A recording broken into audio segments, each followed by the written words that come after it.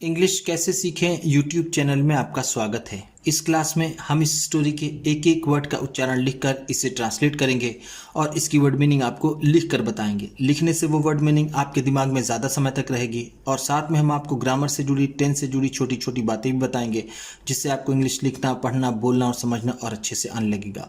मेरी वीडियोज़ में इस तरह के वर्ड्स, इस तरह के सेंटेंसेस होते हैं जिसको हम डेली बोलने में यूज़ करते हैं और वो हमें आसानी से याद भी हो जाते हैं। अगर आप हमारी वीडियोज़ लगातार देखेंगे तो आपको धीरे धीरे इंग्लिश लिखना, पढ़ना, बोलना और समझना और अच्छे से आने लगेगा। इस स्टोरी के माध्यम से हम बहुत सी नई और अच्छी वर्ड मीनिंग्स सीखने वाले हैं। इसी के साथ आप कर दीजिए इस वीडियो को लाइक और मैं करता हूं शुरू। इंग्लिश रीडिंग, क्योंकि ये वीडियो ट्रांसलेशन के साथ साथ रीडिंग की भी है। You are such a wise man. You are, आप हैं। यू का मतलब यहां पर होगा आप, आर का मतलब हैं। सच a wise man, इस तरह के समझदार आदमी। सच का मतलब है इस तरह के, इस तरह के। वाइज का मतलब होगा समझदार या फिर बुद्धिमान। मैन, आदमी। आप इस तरह के समझदार आदमी हैं। And have so many followers. And have, और आपके पास है। हैव का मतलब होता है के पास होना, के पास होना। सो मेनी फॉलोअर्स, इतने सारे अनुयायी। सो मेनी का मतलब होगा इतने सारे या फिर बहुत सारे। फॉलोअर्स का मतलब अनुयायी, और आपके पास इतने अनुयायी हैं। You wear clothes. You wear, आप पहनते हैं। वियर का मतलब होता है पहनना। यू वियर है तो आप पहनते हैं। क्लोथ्स, कपड़े। क्लोथ्स का मतलब होता है कपड़े। दैट, जो। दैट का मतलब यहां पर होगा जो। Are very ordinary. Are very ordinary, बहुत साधारण है। ऑर्डिनरी का मतलब होता है साधारण।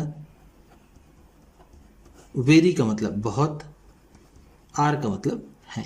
आप ऐसे कपड़े पहनते हैं जो बहुत साधारण है। From your appearance. From your appearance, आपके वेशभूषा से। अपीयरेंस का मतलब यहां पर होगा वेशभूषा। वेशभूषा। योर, आपकी। फ्रॉम से, आपकी वेशभूषा से। It is not known. It is not known, ये नहीं जान पड़ता। इट इज नॉट नोन का मतलब है ये नहीं जान पड़ता, ये नहीं जान पड़ता या फिर ये मालूम नहीं होता। दैट, कि you are a teacher.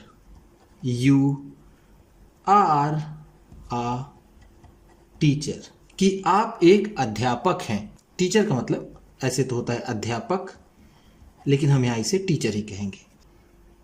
To hundreds of disciples. Two hundreds of disciples,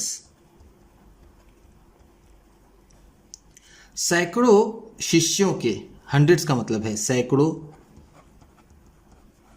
disciples, शिष्यों के। ये नहीं जान पड़ता कि आप सैकड़ों शिष्यों के टीचर हैं। Why this contradiction. Why this contradiction, यह विरोधाभास क्यों। कंट्राडिक्शन का मतलब है विरोधाभास। विरोधाभास। वाई, क्यों। दिस, ये। The young man posed. The young man, उस नौजवान आदमी ने। या फिर उस नवयुवक ने, यंग मैन का मतलब है नवयुवक, नवयुवक। पोज्ड, खड़ा किया। पोज का मतलब होता है सामने रखना या फिर खड़ा करना, खड़ा करना। ये सवाल के संबंध में होता है। दिस क्वेश्चन, यह सवाल। क्वेश्चन का मतलब होता है सवाल। नवयुवक ने ये सवाल खड़े किए। To his Guru, to his गुरु, अपने गुरु के सामने या फिर अपने गुरु से। द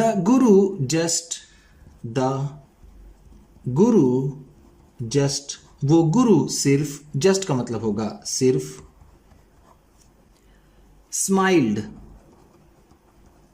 मुस्कुराए। स्माइल का मतलब होता है मुस्कुराना और स्माइल्ड है तो मुस्कुराए। गुरु सिर्फ मुस्कुराए। ही टूक आउट, ही टूक आउट, उन्होंने निकाला। टूक आउट का मतलब है निकाला। आ रिंग, एक अंगूठी। रिंग का मतलब होता है अंगूठी। From his finger, from his finger, अपनी उंगली से। फिंगर का मतलब होता है अंगुली, फ्रॉम का मतलब से। एंड सेड, और कहा। सेड का मतलब है कहा। To the young man, to the young man, उस नवयुवक से। उन्होंने एक अंगूठी अपने उंगली से निकाली और उस नवयुवक से कहा। I will answer, I will answer, मैं जवाब दूंगा। आंसर का मतलब होता है जवाब देना, जवाब देना। विल है तो सेंटेंस के लास्ट में गा गी गे आएगा। आई विल आंसर, मैं जवाब दूंगा। योर क्वेश्चन, तुम्हारे सवाल का। ध्यान दीजिएगा, जब विल के बाद वर्ब की फर्स्ट फॉर्म हो या फिर कोई वर्ब हो तो उसमें फ्यूचर इंडेफिनिट टेंस होता है। बट, लेकिन, बट का मतलब है लेकिन। You just do me, you just do me, तुम बस करो मेरे लिए। जस्ट का मतलब है बस, डू का मतलब होता है करना, मी मुझे या फिर मेरे लिए। आ स्मॉल फेवर, आ स्मॉल फेवर, एक छोटा सा काम। You just do me A small favour का मतलब होगा तुम बस मेरा एक छोटा सा काम कर दो। स्मॉल का मतलब होगा छोटा, फेवर का मतलब यहां पर होगा काम। Take this ring, take this ring, take this ring का मतलब होगा इस अंगूठी को ले जाओ। टेक का मतलब होगा ले जाओ, ले जाओ। टू एनी पेटी शॉपकीपर, टू एनी पेटी शॉपकीपर, किसी छोटे मोटे दुकानदार के पास। एनी का मतलब होगा यहां पर किसी, पेटी का मतलब छोटे, शॉपकीपर दुकानदार। And ask him to give you, and और आस्क हिम टू गिव, और उससे देने के लिए कहो। आस्क के बाद यहां देखिए टू है, इसका मतलब होगा कहना। ऐसे तो आस्क का मतलब होता है पूछना, लेकिन अगर उसके आगे टू रहे तो उसका मतलब हो जाता है कहना। गिव का मतलब होता है देना, उससे देने के लिए कहो। यू अपने आप को। आ गोल्ड कॉइन, आ गोल्ड कॉइन, एक सोने का सिक्का। गोल्ड कॉइन का मतलब है सोने का सिक्का, सोने का सिक्का। As its price, as its price, इसके कीमत के रूप में, प्राइस का मतलब होगा यहां पर इस कीमत, इट्स इसकी। That is the minimum price, that is the minimum price, यही सबसे कम कीमत है। मिनिमम का मतलब होगा सबसे कम, सबसे कम, प्राइस कीमत। That you must ask for, that you must ask for, जो तुम्हें मांगनी होगी। दैट का मतलब यहां पर है जो, आस्क फॉर का मतलब होगा मांगना, मस्ट है तो होगी, यही सबसे कम कीमत है जो तुम्हें मांगनी होगी।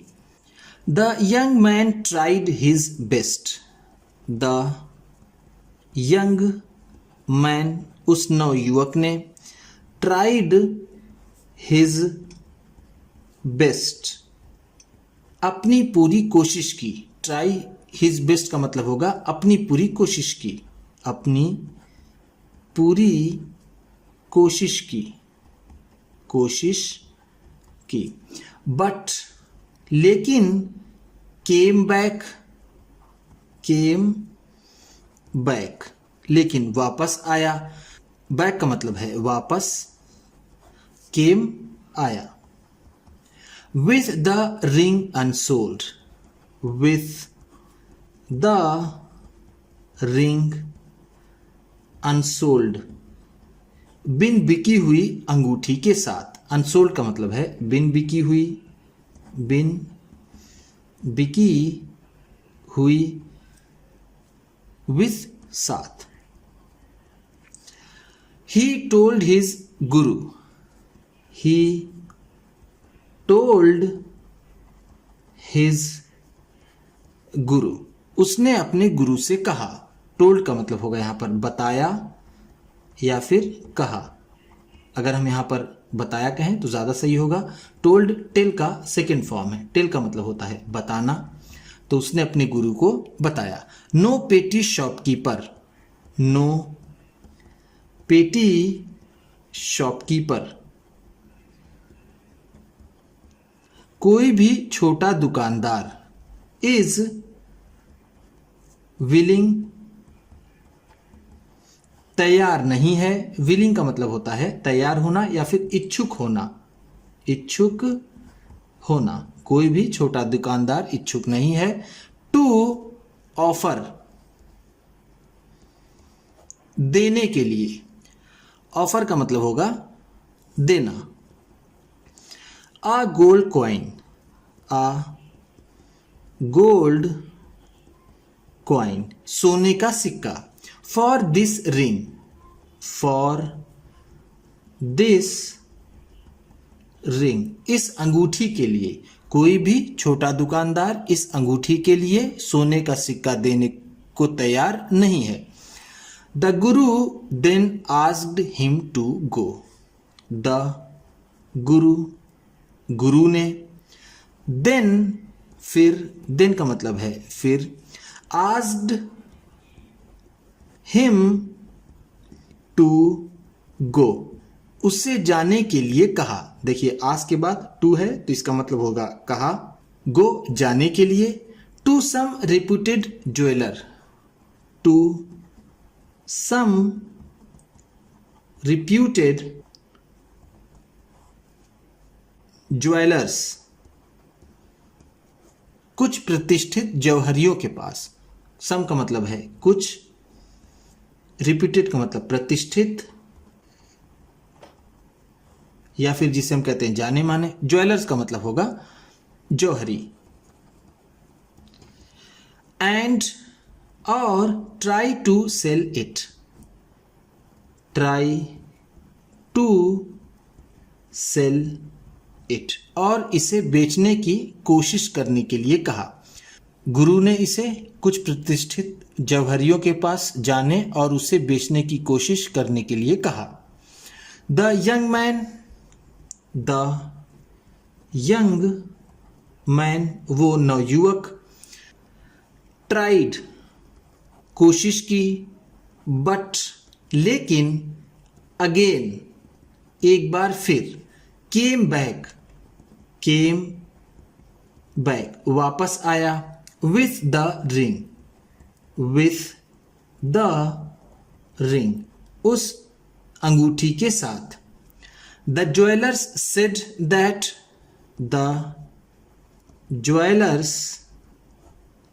सेड दैट जौहरियों ने कहा कि द रिंग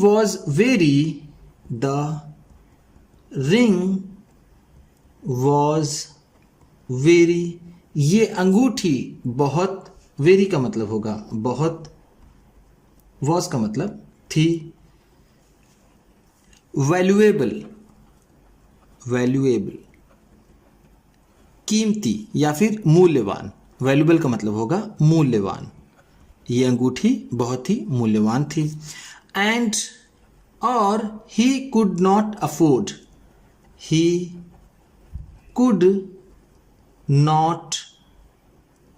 अफोर्ड, वह कीमत नहीं अदा कर सकता था। अफोर्ड का मतलब होता है कीमत अदा करना।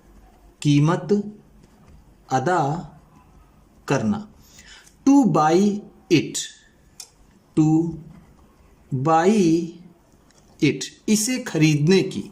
बाई का मतलब होता है खरीदना, वो इसे खरीदने की कीमत नहीं अदा कर सकता। ही टोल्ड द गुरु, उसने गुरु को बताया, यानी शिष्य ने गुरु को बताया। दिस एक्सपीरियंस, यह अनुभव, एक्सपीरियंस का मतलब होता है अनुभव। आंसर्स, जवाब देता है, आंसर का मतलब होता है जवाब देना, आंसर्स है तो जवाब देता है। योर क्वेश्चन, तुम्हारे सवाल का, ये अनुभव तुम्हारे सवाल का जवाब देता है। द पेटी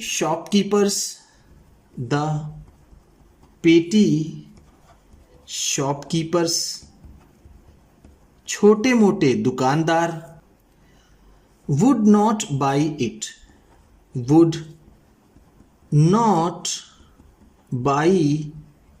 इसे नहीं खरीदेंगे।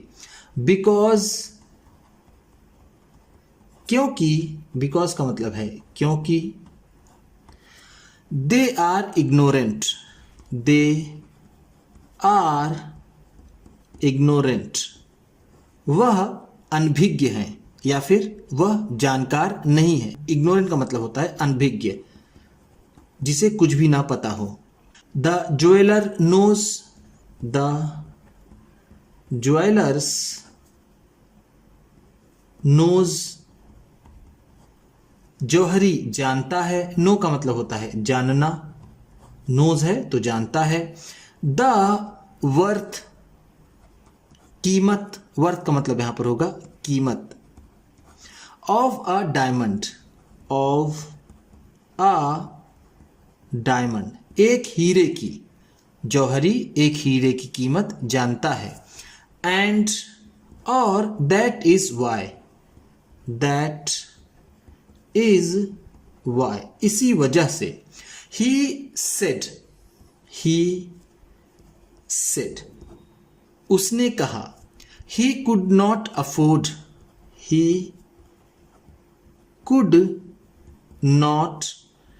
अफोर्ड, वह कीमत नहीं अदा कर सकता। टू बाई इट, इसे खरीदने की। जौहरी इसकी कीमत जानता है, इसीलिए उसने कहा कि वो इसकी कीमत नहीं अदा कर सकता खरीदने के लिए। एक्सटर्नल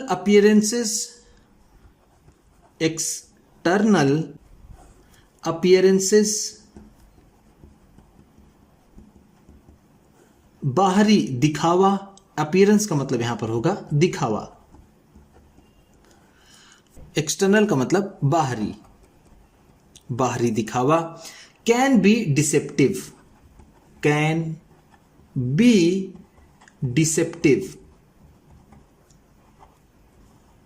भ्रमित कर सकता है। डिसेप्टिव का मतलब होगा भ्रमित करने वाला, भ्रमित करने वाला, बाहरी दिखावा भ्रमित कर सकता है। Those who are knowledgeable, those who are knowledgeable, वो लोग जिनके पास जानकारी है। नॉलेजेबल का मतलब है जानकारी वाला। Do not go by external appearances, do not go नहीं जाते हैं, बाय एक्सटर्नल अपीयरेंसेस, बाहरी दिखावे पर। बाई का मतलब होगा पर, एक्सटर्नल अपीयरेंसेस बाहरी दिखावा। जो लोग जानकार होते हैं वो बाहरी दिखावे पर नहीं जाते हैं। What a person wears, what a person wears, एक आदमी क्या पहनता है। पर्सन का मतलब होगा यहां पर आदमी, what का मतलब यहां पर होगा क्या, wears का मतलब पहनता है। is of no significance, is of no significance, किसी महत्व का नहीं है। सिग्निफिकेंस का मतलब है महत्व। जो आदमी पहनता है वो किसी भी महत्व का नहीं है। The real worth of a man, the real worth, असली कीमत। रियल का मतलब है असली, वर्थ का मतलब कीमत, असली कीमत। ऑफ मैन, आदमी की, लाइज होती है। लाइज का मतलब यहां पर होगा होती है। In his knowledge, in his knowledge, उसके ज्ञान में। नॉलेज का मतलब होता है ज्ञान या फिर जानकारी। असली कीमत उसकी जानकारी में होती है। And superior wisdom, and superior wisdom, और उत्कृष्ट बुद्धिमत्ता में होती है। सुपीरियर का मतलब होगा उत्कृष्ट, विजडम का मतलब होगा बुद्धिमत्ता, जिसे हम समझदारी भी कहते हैं। किसी आदमी की असली कीमत उसकी जानकारी और उत्कृष्ट बुद्धिमत्ता में होती है। The young man understood, the young man, वो नौजवान आदमी, अंडरस्टूड, अंडरस्टूड समझ गया। अंडरस्टूड का मतलब है समझ गया। दैट की external appearances alone, external appearances